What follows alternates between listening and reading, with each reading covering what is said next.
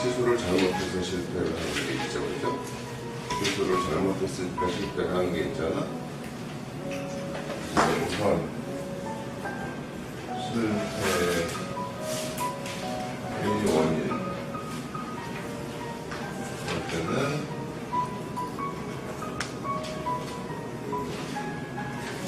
잘못된 시술을 했다.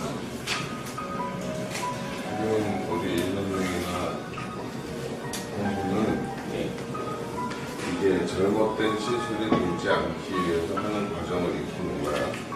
시간이 걸리는데 이거 역시 본인이 노력하지 않으면 안 돼. 본인이 나의 발전, 자기의 발전을 위해서 노력을 해야지.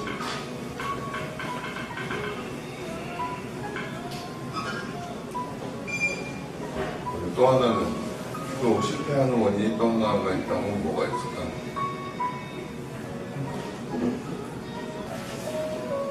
잘못된 시술 말고 또 실패할 수 있는 원인이 뭐가 있을까요? 장준경 실장님. 네, 관리 소홀. 맞았어요. 맞았어요.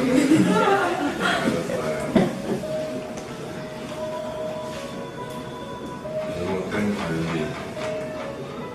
네, 있을 수 있어요. 그죠? 네. 그러니까는 우리가 네가 빠졌다.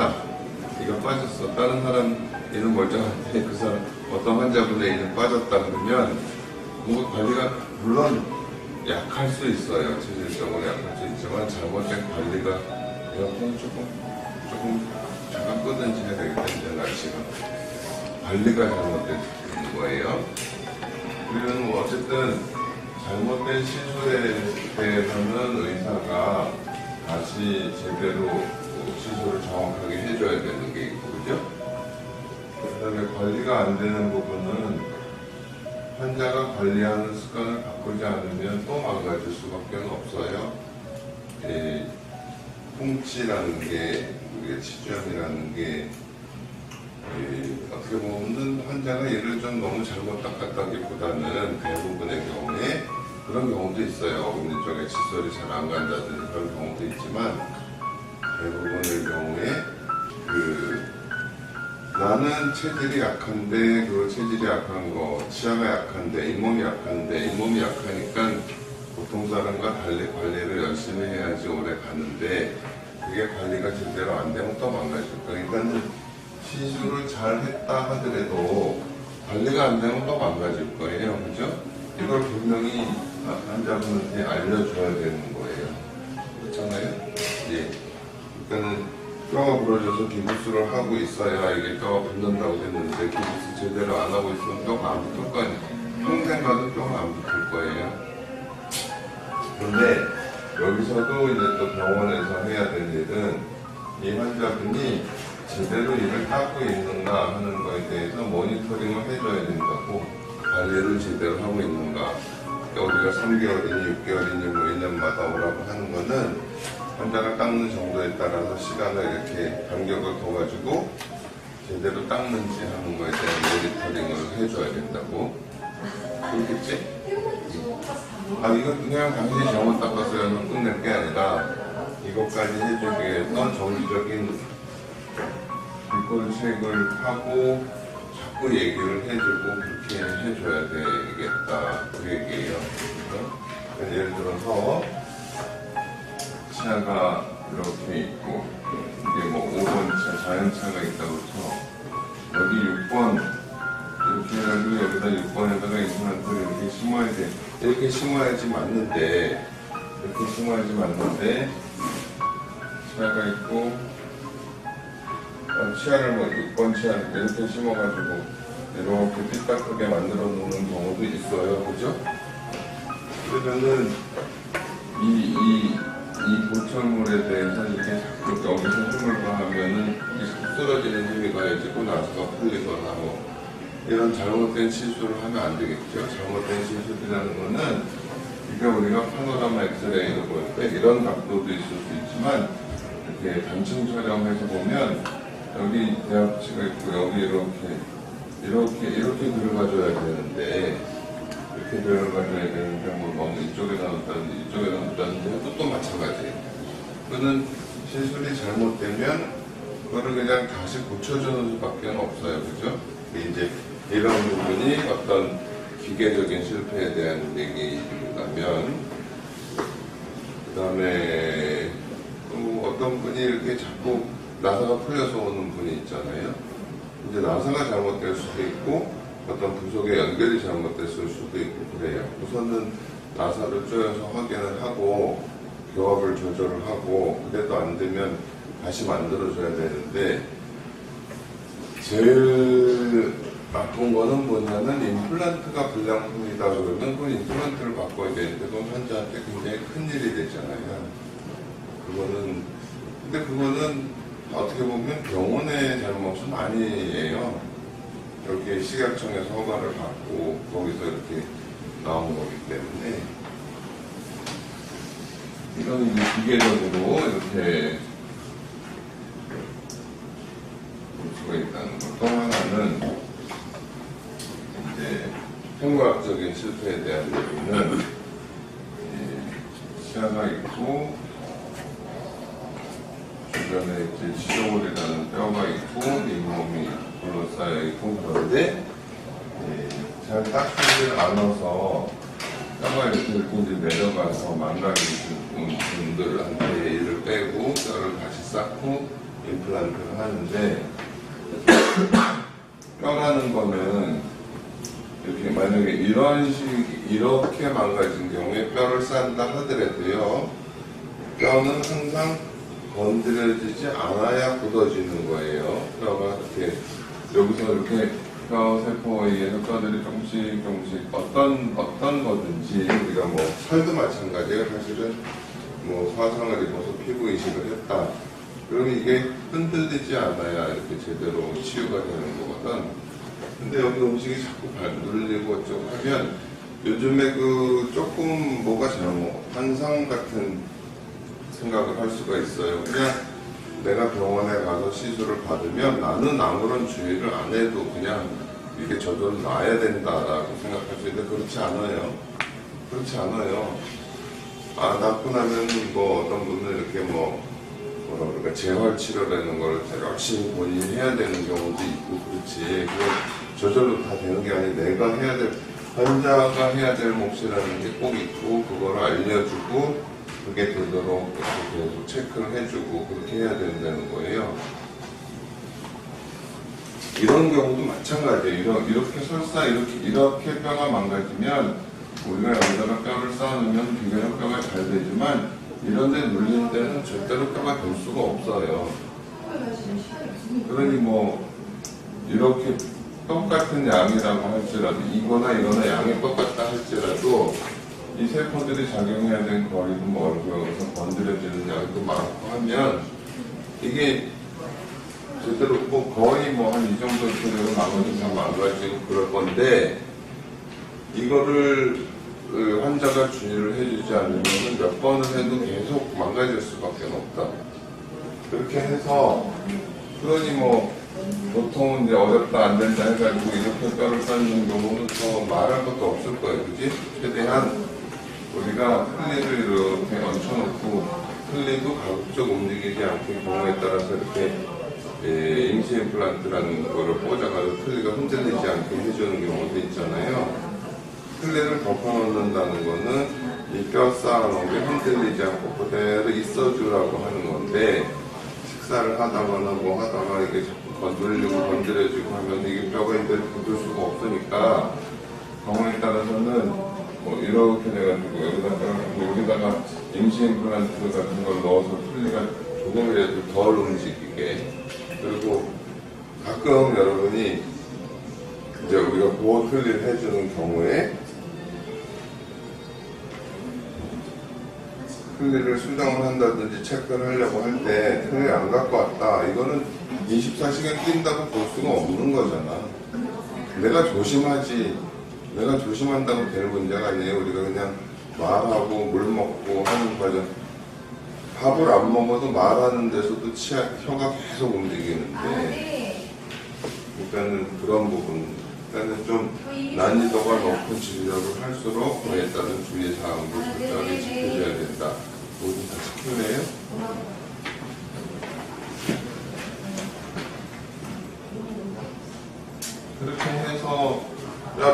만들었는데 뼈를 뭐 힘들게 뼈를 만들어서 여기다가 임플란트를 심고 여기다 이를 만들었다 그랬는데 내 책임은 여기 없어요라는 식으로 하면은 그거는 점점 이렇게 가라앉는 것밖에 안 돼요.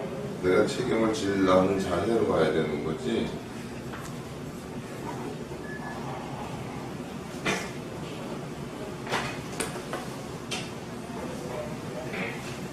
이제 지금 잘못된 시술과 잘못된 관리에 대한 거에 대한 얘기를 좀 했고 심리적인 거를 좀 얘기를 하면 여기 봐요. 딱 이렇게 생각을 하면 돼요. 잇몸 밖에서는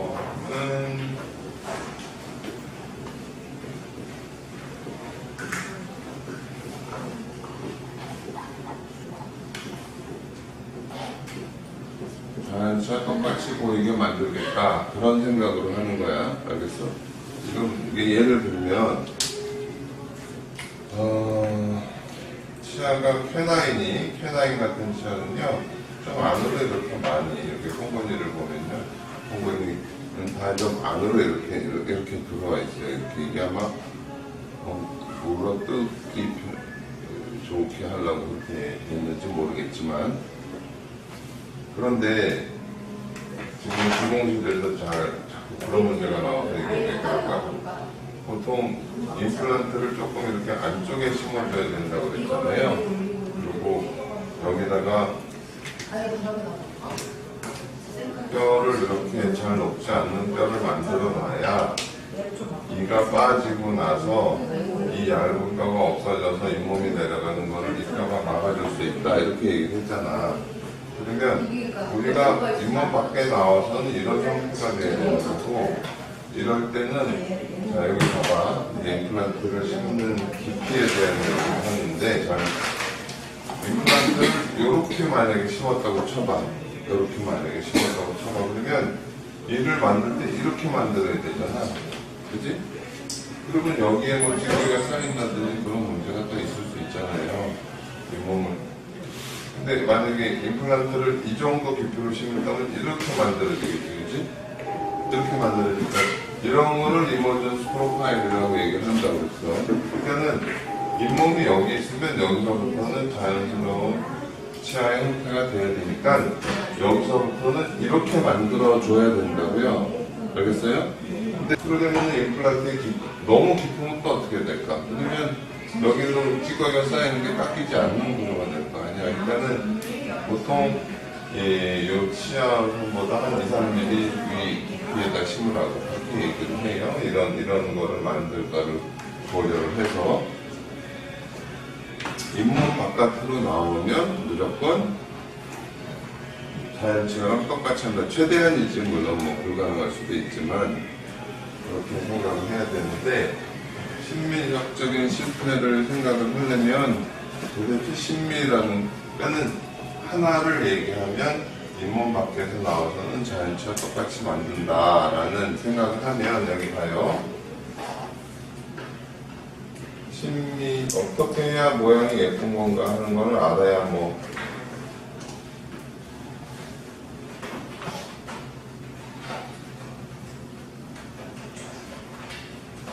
쾌나인은 옆에서 보면은 준별수처럼 이렇게 꾸몄지만 앞에서 보면 거의 이런 식으로 돼 있어요. 이렇게. 그러면 어금니 쪽도 사실은 내가 추구하는 진료는 이제 임플란트를 이용해서 고철이잖아. 내가 고철이라는 거는 없어진 부분을 대체해 주는 거예요. 인공물로 대체해 주는 건데 이왕이면은 구별이 안 될 정도로 잘 어금니까지 다 포함해서 마찬가지로 하는데 이제 모양에 대해서 눈에 띄는 거는 앞쪽이랑 앞니예요. 앞니 이렇게 이게 잇몸선이 이렇게 돼 있잖아요. 그 다음에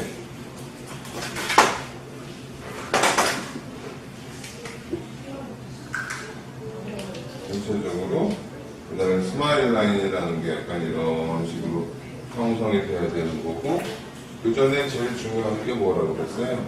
여기 중심선이 맞아야 되고, 그지? 그 다음에 이 두 눈동자선하고, 중심선하고 두 눈동자선하고 그 옆면하고 맞추고, 기준선에 대해서 잘 맞춰야 된다.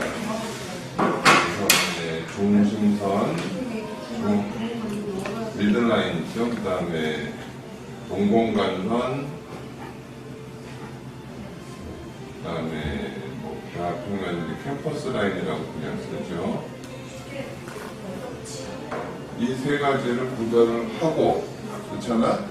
이런 어떤 큰 기준선을 맞춰서 만들고, 그 다음에 요거 하나하나의 배치라든지 요 치아와 요 치아의 뭐 크기 비율이라든지 뭐 높이는 어떻게 돼야 되고, 뭐 측절치는 약간 중절치보다는 살짝 올라가 있는 거고, 책을 자꾸 보고 적용하고. 그 다음에 이거는 어려운 게 뭐냐면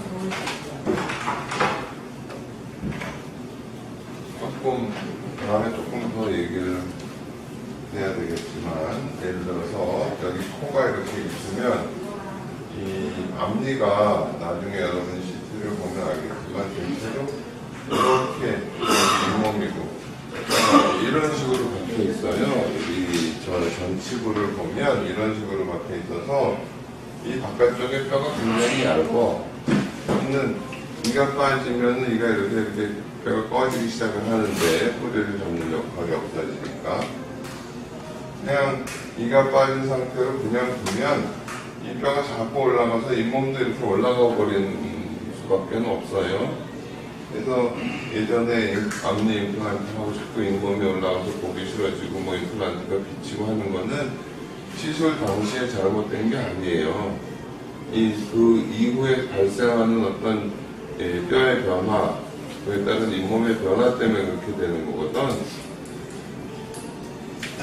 근데 그렇게 하려면 항상 어떻게 해야 돼? 임플란트를 조금 이렇게 뿌리 방향대로 심으면 안 되고, 뿌리 위치대로 심으면 안 되고, 임플란트를 조금 이렇게 입천장 쪽으로 심어줘야 되는 거야. 그리고 여기다가 이렇게 잘 녹지 않는 뼈를 이렇게 좀 만들어주고, 여기도 좀 채워주면 좋겠죠? 그래야 이 얇은 뼈가 없어진다 하더라도 이 부분에서 이렇게 잇몸 높이가 유지되고, 그러니까는 치아는 조금 이렇게 될 수밖에 없어. 이렇게 만들어줘야 돼. 전치는 알겠어? 라인도 여기 잇몸이 이렇게 잡혀 있으면 이렇게 나올 수밖에 없다고. 그리고 가끔 이 부분도 약간 두껍게 해줘야 돼. 여기가 너무 얇으면 다 부러져요. 알겠습니까?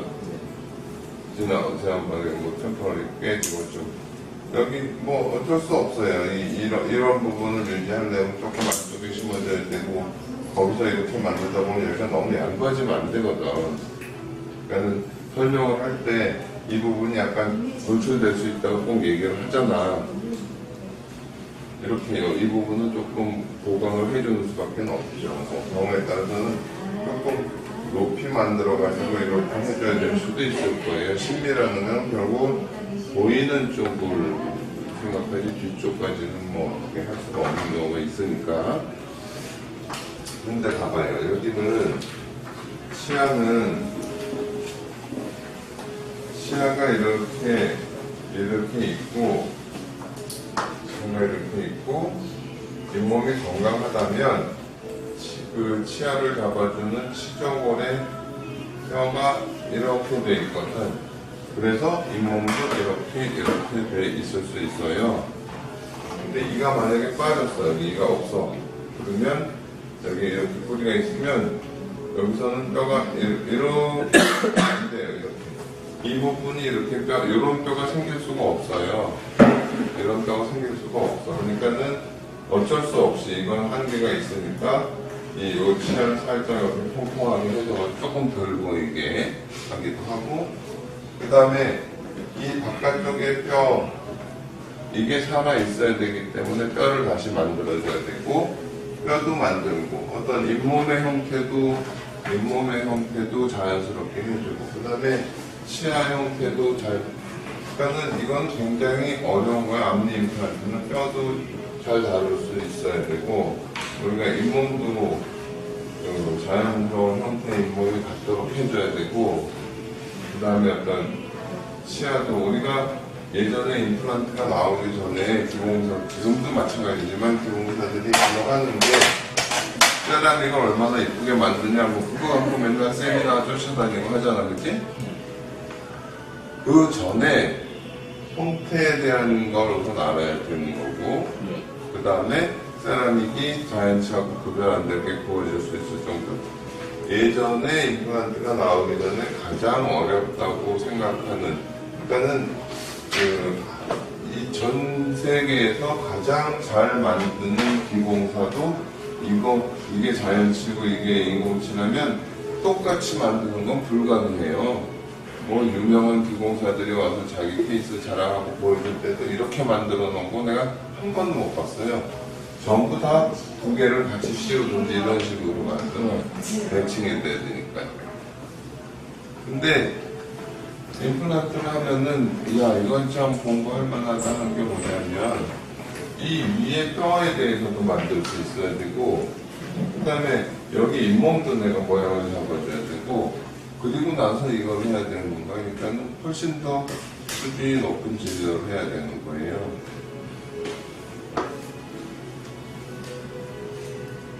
그러니까 할만한 거지. 평생 할만한 거가 되는 거지. 그리고 뭘 익히고 싶으면, 그러니까 잘하고 특전사가 되고 싶으면 특전사 훈련을 받아야 되겠지. 되기 싫으면 그만이고, 내가 되고 싶다 그러면 그렇게 해야 되지 않나? 나 자신을 내가 훈련을 시켜야 되는 거잖아요. 그렇잖아? 자네 같으면은 뭐 후배든지 뭐든지 내가 참 열심히 하니까 하나라도 더 가르쳐야지 이러겠구나. 그렇게 될 거 아니야. 얘는 뭐 열심히 안 하네. 그러면 뭐 가르쳐주고 싶나? 그렇잖아? 마찬가지잖아요. 알잖아, 우리 지혜 씨는. 그냥 대충 하는 데서 몇 년을 있는다고 해서 알 수 있어지는 게 아니에요. 아시겠어요? 잘 들어봐. 아이를 키우는데 아이한테 먹을 건, 맛있는 건 사주고 좋은 옷 입히고, 근데 애가 능력은 하나도 없고, 절제력도 없고, 참을성도 없고, 성실성도 없고, 애는 그 다음에 걔가 사회에 나오면 걔는 뭐가 되나? 우리 부모가 왜 나를 이렇게 키워? 그걸 또 못하냐? 그냥 내가 어린애 같은 생각하지 말고, 나 스스로 내가 나 자신을 잘 훈련을 해야 된다라는 나이가 들었으면 이 부분에 대해서는 한 번쯤 더 얘기를 해야 될 것 같아요. 이거는 시술도 잘 해야 되고, 그 다음에 이런 건강한 잇몸이 유지가 되려면 환자도 시술도 잘해야 되고, 환자가 관리도 잘해야 되고, 그래야 유지되는 거예요.